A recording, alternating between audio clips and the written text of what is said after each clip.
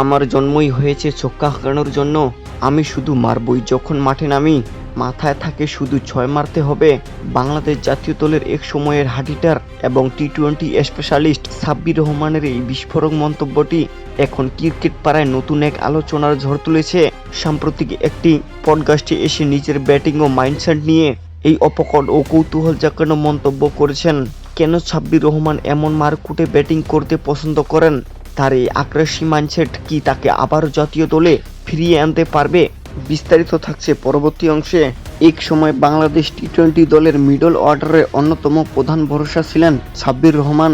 বিশেষ করে 2016 এশিয়া কাপে তার সেই ভয়ডরহীন ব্যাটিং আজও ভক্তদের হৃদয়ে দাগ কেটে আছে। সাব্বিরের ব্যাটিংয়ের প্রধান বৈশিষ্ট্য ছিল প্রতিপক্ষ বোলারদের ওপর শুরু থেকেই আধিপত্য বিস্তার করা।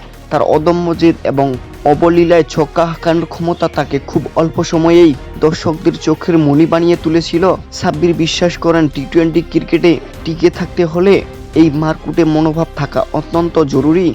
তবে ক্রিকেট বিশেষজ্ঞরা মনে করেন সাব্বিরের এই শুধু মারবো মানসিকতায় অনেক সময় তার ক্যারিয়ারের ক্ষতির কারণ হয়েছে। অতিরিক্ত আগ্রাসী হতে গিয়ে পরিস্থিতি না বুঝে বড় শট খেলতে গিয়ে বহুবার নিজের উইকেট বিলিয়ে দিয়ে এসেছেন তিনি, যার ফলে দীর্ঘদিন ধরে জাতীয় দলের বাইরে থাকতে হচ্ছে তাকে। আধুনিক ক্রিকেটে বড় ছক্কা মারার ক্ষমতার পাশাপাশি ইনিংস গড়ার মানসিকতা এবং উইকেট টিকে থাকার ধৈর্য ও সমান গুরুত্বপূর্ণ। প্রিয় দর্শক, সাব্বির রহমানের এই ছক্কা মারার মানসিকতাকে কি আপনি সমর্থন করেন?